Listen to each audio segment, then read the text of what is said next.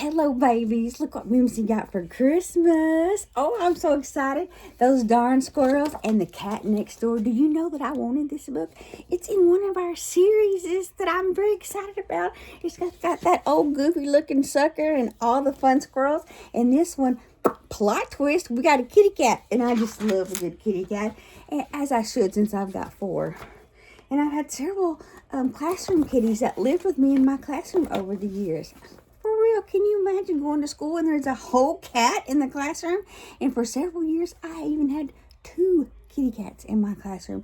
And there was one year that I had 3 kitty cats in my classroom. That is a good time, unless you're a baby chick, but I digress. So here's the start of our book. Look at the poster of the kitty cat. Looks like we're at a bakery. But there's cats on the wall. I don't know. So let's just jump right on into this story. All right, we see all the pictures. We look kind of grainy today. I do not know what the grainy is about, but that's all right. Old man Fuquire lived on the edge of the forest just outside town. He was a terrible grump, and in the wintertime, he was even grumpier than usual. Same, Fuquire. Mimzie is grumpier than usual. Whenever it snowed, he would shut his eyes tight and think of summer. So do I. He missed sunshine, suntan lotion, and weenie roast. I didn't know this was going to be an emotional, sad story. But most of all, he missed the birds who flew south when it got cold. That's not really a problem for Mimzie because this is where the birds come lots of times. They come here. They don't go anywhere, or they come to me. All right, let's scoot up and look at this page. During the long, lonely winter months, the only critters left in Fuquire's backyard were squirrels. My favorite! Unless you're getting in the rafters of my attic and chewing on wires, because then you cannot be my favorite. Then we're a problem. We call that a menace. Or stew. Now, not me. I'm just kidding. I would never. Now, not many people know this, but squirrels are the champions of the forest. You know, I do love a squirrel, but those raccoons, they're smart and they have hands. They are craftier than beavers, smarter than foxes, and swifter than rabbits. They are also full of mischief. They are very full of mischief. I came home one time and the little squirrels that I was taking care of and raising them had opened my little tin can of Hershey Kisses and had been eating Hershey Kisses. And there was little chocolate squirrel footprints all over my bedroom. I could tell you lots of squirrel mischievous stories, but I have this story to tell you first. All right, so when it got too cold outside, the squirrels would drop in through Fuquire's mail slot and visit him at home. I love it. They'd warm themselves by the fire and finish the old man's crossword puzzles. Now that is clever. When Fuquire woke up, he'd chase them out with a broom. Then he'd shake his old man fist and say, "Those darn squirrels!" That's funny. You know, Mimzie has one tattoo, besides my eyeliner. You know what my one tattoo is? It's a squirrel. I feel like you should know that. It's a squirrel.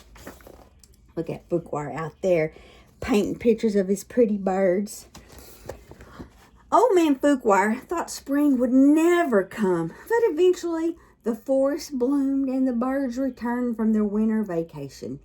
Whirly birds chomped on tumbleberries, bonga birds snacked on honey snaps, and the flugel birds ate tarfel seeds until he got so full he had to lie down. Fuquire danced through the yard with delight.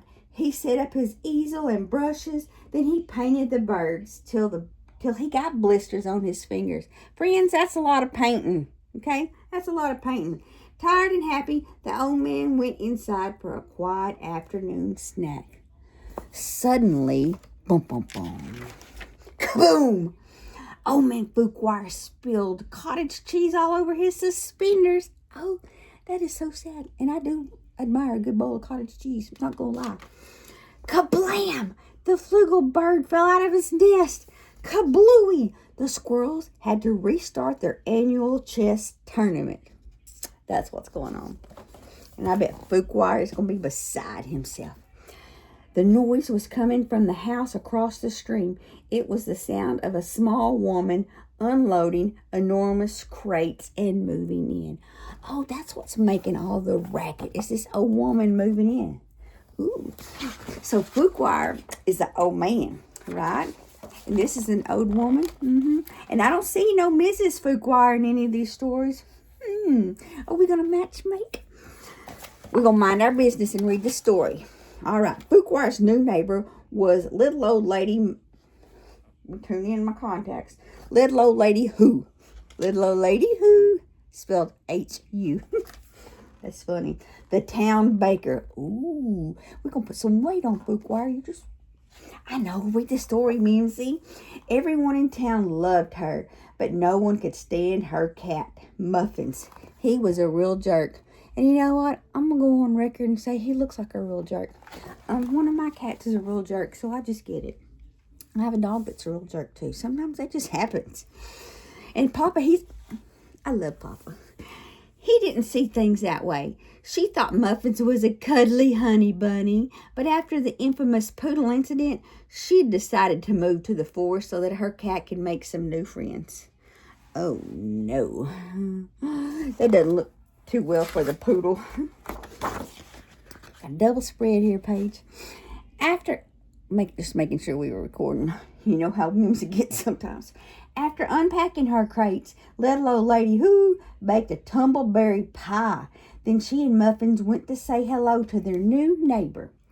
Fuquire despised conversation. He doesn't want people. And I know lots of people like that. And I have that tendency myself. So he hid behind the drapes. That's a fancy word for curtains.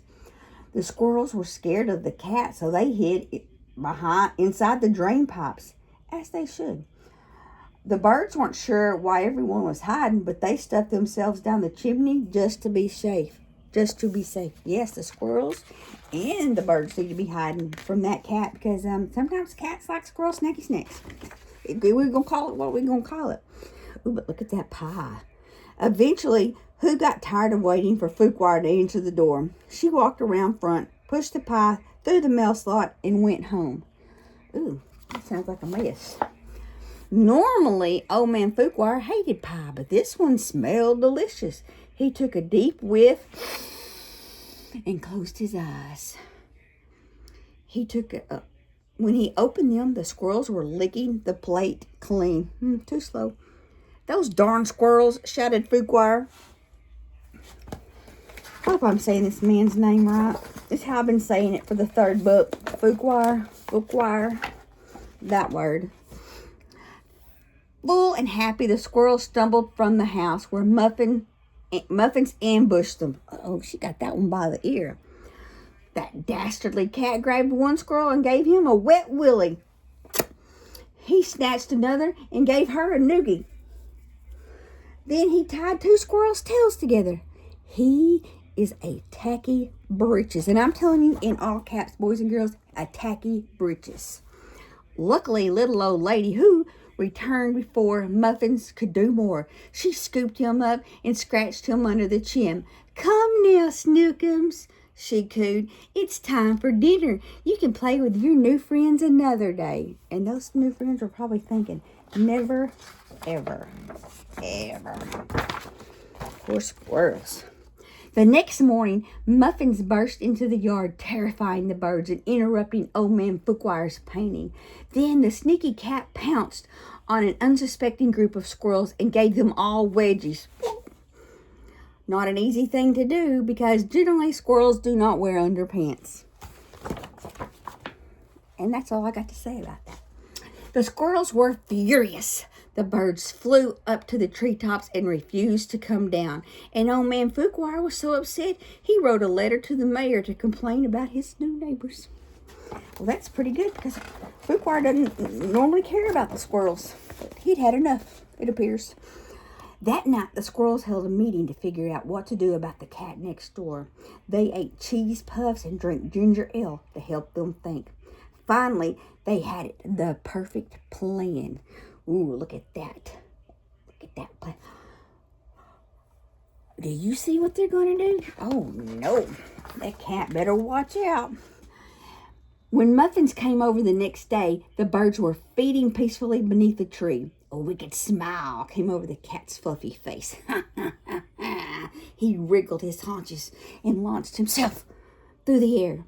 The frightened birds swooped into the sky, yanking the strings the squirrels had tied to their tail feathers. The strings sprang the trap, and the cat was doused with a gallon of freezing cold water. Muffins let out a furious yell. Did the iced tea plunge? Look at those birds. I wonder if the birds were in on that or if it was just a surprise to them too. So, old man Fuquar never warmed up to his new neighbors. He was a grump, after all. But little old lady Who became quite good chums with the birds and squirrels. Each Saturday, when the bakery closed, she brought all the unsold cakes and pies and cookies home. She set them out on her picnic table, and everyone gathered for a delicious, fun-filled feast. Oh my gosh, that looks more fun than Charlie Brown's Thanksgiving. Chocolate cake and huckleberry hotcha pie and cookies and some other kinds of pies. That just looks like a good time. I wouldn't mind being old lady Who's neighbor. My cat can take her cat. We're good. Everyone except the cat next door, who refused to leave the house ever again. The end. And I want to tell you what, this is my most favorite book I have read all year. You see what I did there? But no, really, we're going to work hard to beat this one. Anyway, I just love you so much.